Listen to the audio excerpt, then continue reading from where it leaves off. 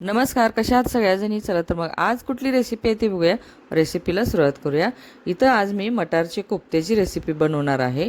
मटार कोफ्ते भाजी बनवणार आहे. तर चला मग रेसिपीला सुरुवात करूया. गॅस चालू केलेला आहे. गॅसवरती मी पातेल्यामध्ये पाणी ठेवलेलं आहे. त्या पाण्यामध्ये मी 1 वाटी मटार होते ना ते उकडायला ठेवलेले आहेत. आता मटार उकडून निघालेले आहेत. गॅस बंद केलेला आहे. आता एका चाळणीवरती ही मटार ओतून घ्यायचं आहे, कारण चाळणीमध्ये ओतलं ना तर पाणी खाली जाईल आणि मटार वरती राहतील.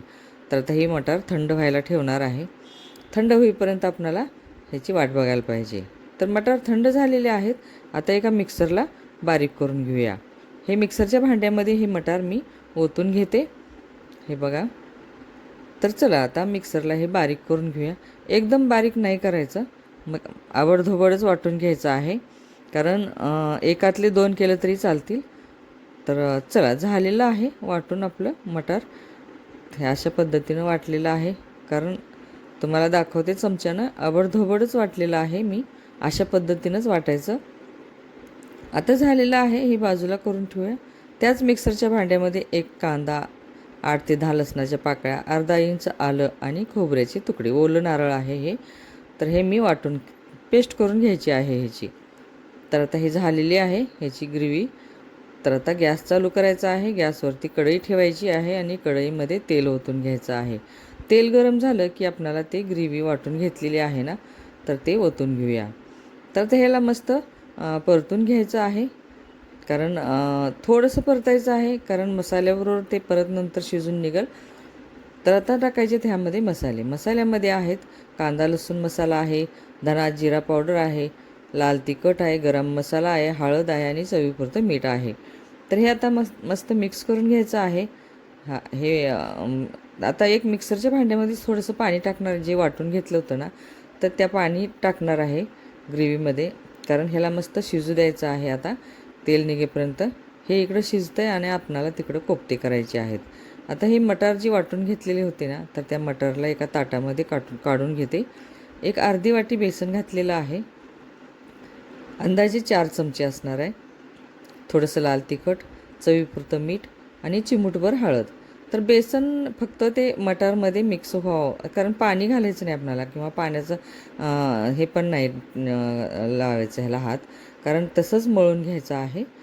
त्या मटारमध्ये जे मिक्स होईल तेवढंच घालायचं बेसन. तर हे बरोबर झालेलं आहे. तर कोफ्ते करून झालेले आहेत आणि ग्रेव्हीला इकडं आपल्या तेल पण मस्त निघालेलं आहे, शिजून निघालेली आहे ग्रेव्ही. तर आता त्या ग्रेव्हीमध्ये मटार टाकून घेऊया, मटारचे कोफ्ते टाकून घेऊया आणि आता पाणी थोडंसं घालायचं आहे.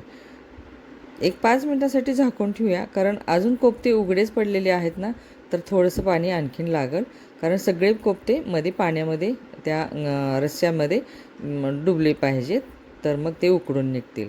म्हणून मग मी थोडंसं पाणी आणखीन टाकलेलं आहे.